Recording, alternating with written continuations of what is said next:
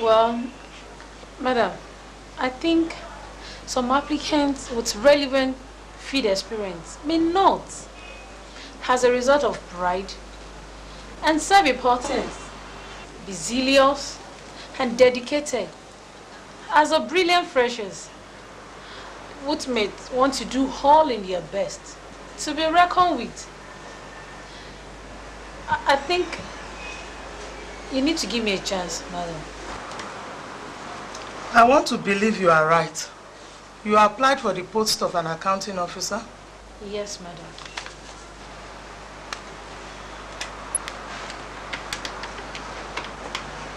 Hello? Yes? Mr. Lucky? Yes. I've been speaking to the lady. She's okay. I will send her over to you now. And you give her further briefings. Yes. And her employment letter. She can resume in 2 weeks' time. That is 2nd of next month. Yes. Thank you. Congratulations. You've got the job. Oh, thank you, ma. I'm grateful. You can go and meet my secretary outside who will take you to the director of personnel. He will brief you further and give you your appointment letter. Thank you, ma. Thank God. One more thing, miss. Oh, what, madam?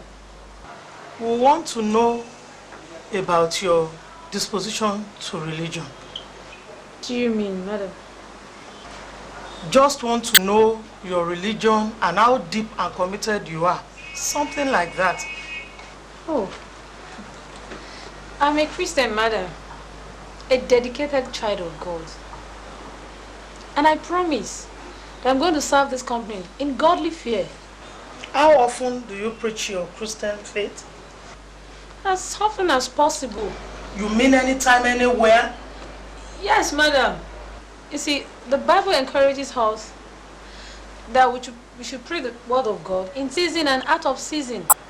You know, telling others about Jesus Christ. Make one grow in the Lord. You know what? Our former officer in the accounts department had similar belief. She is deeply religious and committed too. So she has left? We sacked her. You sacked her? Why? Or rather, the management sacked her. For being a Christian? No, for preaching to our managing director himself. The man hates the Christian and people who are predisposed to preaching about Jesus. Is there any way you can hide your Christian faith? How? Something like making it impossible for him to know you are a Christian, or at best, to know that you are a normal Christian. That is, I can't behave as a child of God. I can't preach, or even possibly pray. Well, it is the principle here, adopted by the management, that no one with serious religious inclination be employed into the staff of the company. So, the meeting is over. You can go. Madam, you just said somebody will take me to your personnel manager. You see, miss, giving you this job, putting my own job on a serious risk. Because when they get to know you really are, they will fire back at me.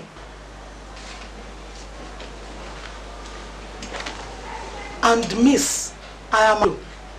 And this job is all I have since 8 years. I am sorry for whatever inconveniences. Good day.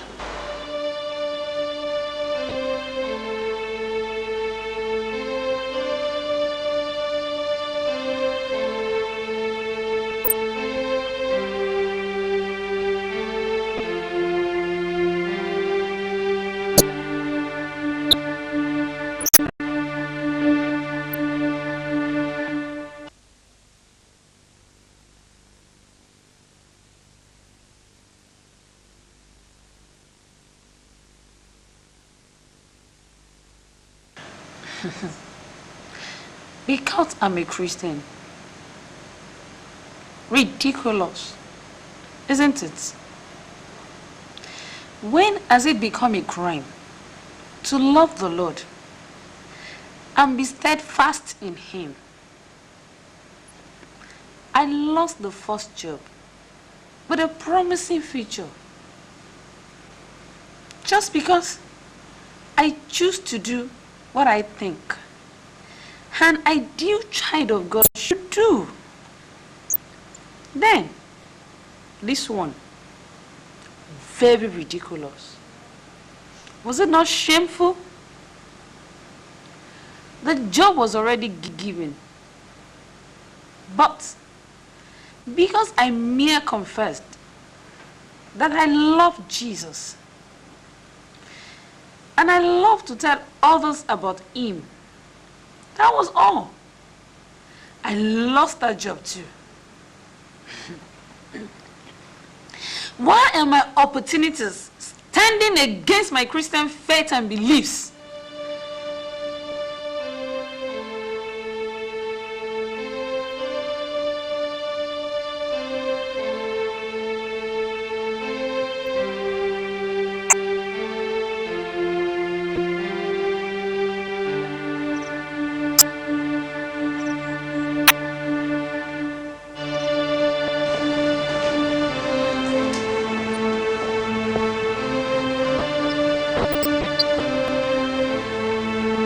Do you have an outing?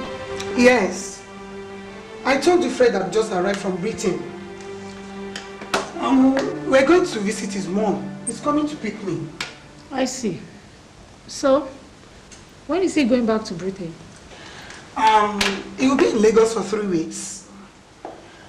Because he has come to put finishing touches to our wedding arrangements. We'll be visiting our pastor tomorrow. Where have you been since? I met the door open when I came back from work.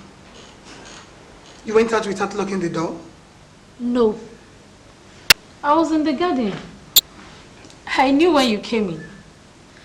I was only trying to have a nice time with myself. That's all. Been in the garden for about 2 hours? Doing what? Thinking? Praying? Doing both. Maggie. Yeah. I was in that office today. Is that so? Good news? No. Why? Because I'm a Christian. I can't understand. Likewise myself. The one I talked with had already concluded giving me the job. She had already sent for the person who is going to give me my employment letter. But when she discovered that I'm a Christian, she retreated back into her shell. Why?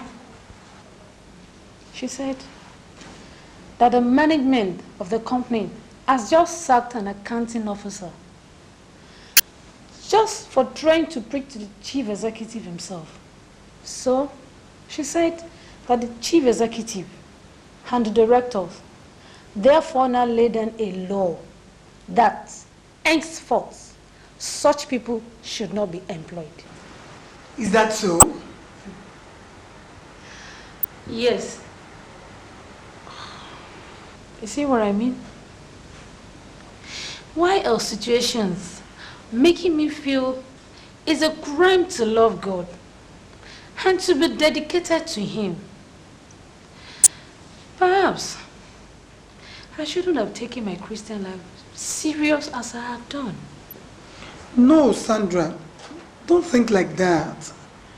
It's not a crime to love the Lord.